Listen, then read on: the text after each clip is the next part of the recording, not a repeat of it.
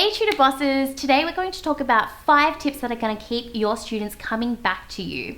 Let's just dive into it. So let's actually just outline why it's important to actually have students coming back to you. Obviously, the most important thing is that you start making an income and that it's reliable for you. So with students, often people think about, actually onboarding the student, getting students attracted to them and not attracted to them, that's not the right word, but getting that student in through the doors. But what's so important is actually making sure that we can keep them coming back to us.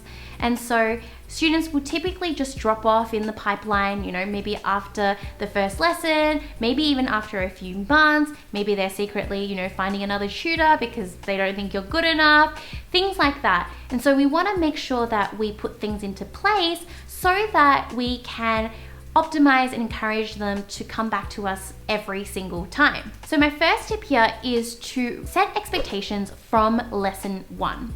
So what a lot of tutors don't do is they just dive into the lesson and then at the very end of it they say, okay, see you next week. But the thing is, inside that first lesson, you actually want to set expectations with your students on what tutoring with you will look like. By creating that outline and that roadmap of what their experience with you will be like, you're putting both of you on the same page. And so they actually have a clearer idea of what they're getting when they actually come back to you each week. So in summary, just provide clarity in terms of what the student can expect from you in your tutoring services, but also tell them what you expect of them too. The second one is to only onboard weekly students. Now this one is subjective. I personally love having weekly students because that means a more consistent income and an income that I can actually build. If I'm having students that might just come every fortnightly or, just whenever they feel like it, or if they're stressed before exams and they really need that last minute help, that's not really helping me or serving me as a tutor. Yeah, it might be nice pocket money every now and then, but it's a lot of management just to do that sort of stuff last minute and ad hoc. So as part of one of the things I do in my setting expectations, which I talked about in my tip 1, is to discuss with the student that the expectation I have of them is that they are weekly students. I only onboard weekly students, and so if they're happy with that, then let's continue working together. This actually leads me onto my third point, which is if they are not happy with weekly sessions, then I say no. So as a tutor working for yourself, or if you're a tutoring business owner, it's really important that we understand who we say yes to, but also who we say no to.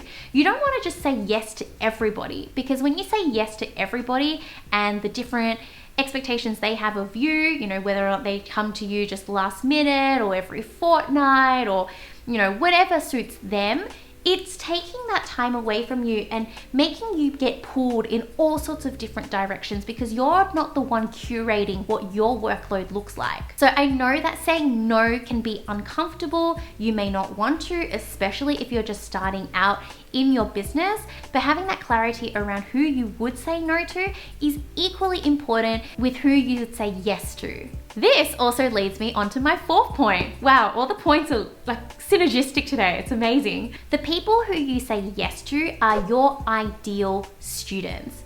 So by saying no to particular students, you're also crafting for yourself and curating the type of ideal student that you would want coming to you every single week. And there are a lot of tutors out there who don't even realize that they have a say in this. They get to say which type of students they want to attract to through their doors. And I didn't know this when I started tutoring either, but over the years, as I developed experience, I got 10 plus years of tutoring experience, I started to find that the more I said yes to a particular type of person, the more that they would refer me similar types of people that I also enjoy tutoring as well. So I personally really enjoy tutoring students who are super motivated. They're not necessarily top of their class, and so they've got room to grow, but they're willing to put in that effort of wanting to grow. So they're the type of students that I serve best. So I want you to have a think and actually write down in the comment section below what are the type of students that you want to attract. I'd be really interested to hear the different types of tutors out there, what subjects you tutor, and what type of students you like helping. My fifth tip is give your students something that they couldn't find anywhere else. So is it your personality that really shines through and you're able to build that amazing rapport with your student that just keeps them coming back every single time because they want to see you as their tutor? Is it the content of your teaching? Do you teach something super unique that they don't find anywhere else? It's a hyper-saturated market out there with tutors, and there are so many tutors who tutor all different types of subjects.